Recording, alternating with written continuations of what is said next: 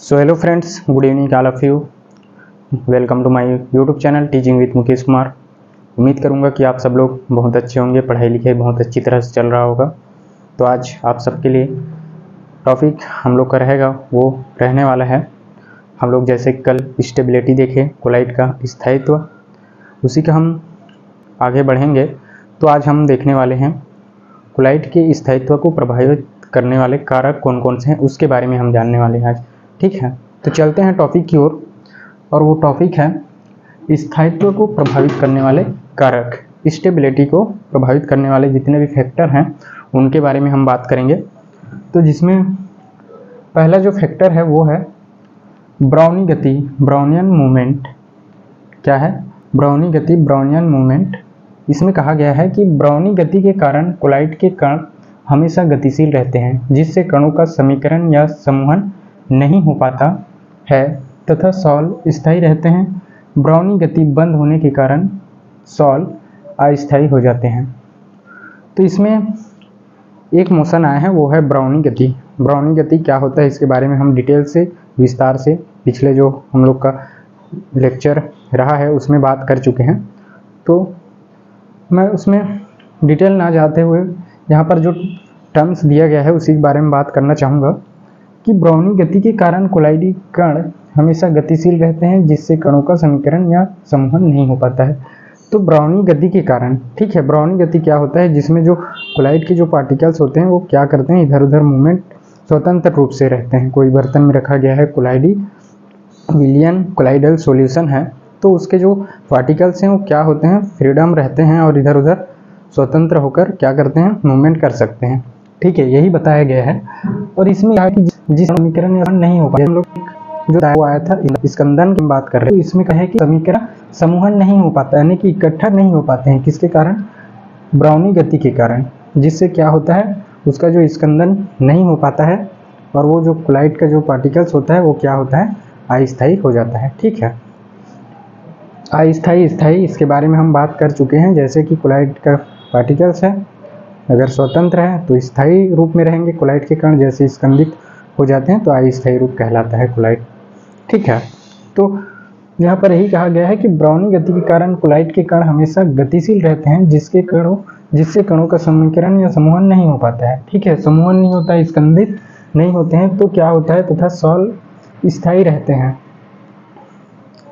तथा सॉल्व स्थायी, समूहन स्थायी रहते हैं। हाँ, तो इसमें यही कहा गया है कि जो कोलाइड के जो पार्टिकल्स हैं, कण हैं, वो स्कंदित नहीं होता है, स्वतंत्र रूप से रहते हैं। तो क्या होता है, इसमें क्या होता है, जो कोलाइड का जो विलियन होता है, कोलाइड का जो भी सॉल्यूशन है वो क्या रहता है, स्थायी रहता है। अगर वो स्कंदित हो जाता है तो वो क्या हो जाता है, अस्थायी हो जाता है। ठीक है, तो ब्राउनी गति बंद होने के कारण सॉल्व अस्थायी हो जाते हैं। देखो इसमें कहा गया है कि ब्राउनियन मूवमेंट जैसे ही बंद हो जाता है तो उसमें क्या होता है, पार्टिकल्स मूवमेंट नहीं कर पाते और एक जगह इकट्ठा हो जाते हैं, जिससे जो कोलाइड जो सॉल्यूशन है वो क्या हो जाता है, अस्थायी हो जाता है। ठीक है, और दूसरा जो फैक्टर है वो है तनुता का प्रभाव, इफेक्ट ऑफ डाइल्यूशन। सॉल्व को तनु पतला करने पर इसका स्थायित्व घटता है। इसका कारण यह है कि आवेश का ह्रास होता है। यहाँ पर सॉल्व शब्द का यूज हो रहा है। सॉल्व का मतलब आप सब लोग पता होगा कि कोलाइडी विलियन होता है, कोलाइडी विलियन को ही हम क्या कहते हैं, सॉल्व कहते हैं। ठीक है, तो इसमें कहा गया है कि सॉल्व को तनु पतला करने पर इसका स्थायित्व घटता है। जैसे कि कोलाइडी विलियन है, उसको तनु पतला, तनुता का मतलब क्या होता है, पतला करना, यही बताया गया है इसमें, और स्थायित्व घटता है। इसका कारण यह है कि आवेश ह्रास होता है। कल हम जैसे देख रहे थे, कोई पार्टिकल से चार्जेस हट जाती है, तो जब तक चार्जेस हैं तब तक जो पल्स हैं वो क्या स्थायी रहते हैं। जैसे ही पार्टिकल्स में से चार्ज हट जाते हैं तो उसमें क्या है, वो क्या होते हैं, अस्थायी रूप में स्कंदित हो जाते हैं। ठीक है, यही कहा गया है कि साल को तनु पतला करने पर इसका स्थायित्व घट जाता है, यानी कि तनु करने पर इसका स्थायित्व घट जाता है। तनुता जैसे इसको पतला करते हैं तो इसका जो चार्जेस हैं, इसमें जो भी सॉल्यूशन है उसके जो पार्टिकल्स रहते हैं, उसमें उसका जो पार्टिकल्स का जो चार्जेस हैं वो पतला तनुता करने पर क्या हो जाते हैं, खत्म हो जाते हैं, चार्जेस का ह्रास हो जाता है। तो क्या हो जाता है, उसका जो स्थायित्व है वो कम हो जाता है, घट जाता है। ठीक है। तीसरा फैक्टर है वो है ताप, टेम्परेचर। टेम्परेचर किस प्रकार से प्रभावित करता है, ये इसमें कहा गया है कि यह देखा गया है कि ताप कम करने पर सॉल्ट का स्थायित्व बढ़ता है। ठीक है। तो इसमें कहा गया है कि ताप को जैसे कम करते हैं तो ताप कम करने पर सॉल्ट का स्थायित्व बढ़ता है, और जैसे ताप को बढ़ाते हैं तो सॉल्ट का स्थायित्व घट जाता है। ठीक है। अगला फैक्टर है वो है कणों पर आवेश, चार्ज ऑन पार्टिकल्स। कोलाइडी कणों पर आवेश होने से इसका स्थायित्व बढ़ता है, आवेश हटा देने पर इसका स्थायित्व कम हो जाता है। तो इसमें कहा गया है कि कोलाइडी कणों पर आवेश होने से इसका स्थायित्व बढ़ता है। आवेश, मैंने कहा ना कि जब तक कोई भी कोलाइड है उसके जो पार्टिकल है उसमें जब तक चार्जेस हैं तब तक वो क्या रहेगा, स्थायी रूप में रहेगा।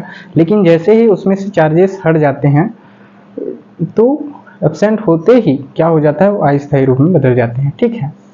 तो इसमें यही कहा गया है कि कोलाइडी कणों पर आवेश होने से इसका स्थायित्व बढ़ता है, आवेश हटा देने पर इसका स्थायित्व कम हो जाता है। ठीक। तो ये रहा हम लोग का चौथा फैक्टर। पांचवा फैक्टर वो है विद्युत अपघट्य की उपस्थिति।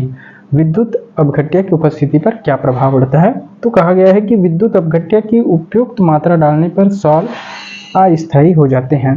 जो कोलाइडी विलयन है उसमें अगर हम विद्युत अपघट्य उपयुक्त मात्रा में डालते हैं तो उसका जो स्थायित्व है वो क्या हो जाता है, अस्थायी हो जाता है। अस्थायी हो जाता है क्या, कोलाइडी विलयन जो भी है उसमें अगर विद्युत अपघट्य का मतलब वही हम लोग जब बात करे थे तो विद्युत अपघट्य, कोई कोलाइडी विलयन है उसमें हम विद्युत अपघट्य डाल देते हैं, एक दो इलेक्ट्रोड रहेगा और बीच में बैटरी भी जुड़े रहता है, इस प्रकार से हम विद्युत अपघट्य उसको कह सकते हैं। ठीक है।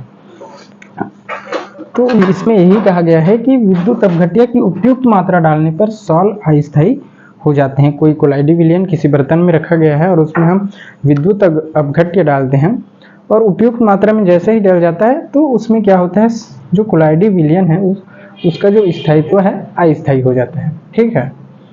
तो आज हम लोग का एक छोटा सा टॉपिक रहा कोलाइडी विलयन पर प्रभावित करने वाला कारक। ठीक है। विलयन पर नहीं, कोलाइडी विलयन के स्थायित्व पर प्रभावित करने वाले कारक फैक्टर्स के बारे में हम देखें, जिसमें हम 5 फैक्टर देखें। और उम्मीद करूंगा कि ये छोटा सा टॉपिक आप लोग को अच्छी तरह समझ में आ गया होगा। अगर नोट्स के लिए अगर किसी को ज़रूरत हो तो कमेंट सेक्शन में नोट्स के लिए बोल सकते हैं, और कहूँगा कि जहाँ भी समझ में ना आए तो कमेंट सेक्शन में ज़रूर कहिएगा ताकि मैं और अच्छी तरह से एक्सप्लेन करने का कोशिश करूँ। हो सकता है टॉपिक को अच्छे से एक्सप्लेन ना कर पा रहा हूँ जिसके कारण आप लोग को समझ में ना आ रहा हो, ये भी परेशानी हो सकती है। तो इसको भी कमेंट सेक्शन में ज़रूर कहिएगा ताकि मैं और बेहतर से बेहतर आप लोग के सामने एक्सप्लेन करने की कोशिश करूं। तो उम्मीद करूंगा आज का छोटा सा टॉपिक आप लोग को अच्छी तरह समझ में आ गया होगा। अगर टॉपिक समझ में आया है और वीडियो पसंद आया तो वीडियो को लाइक करें और अपने मित्रों दोस्तों के पास शेयर करें।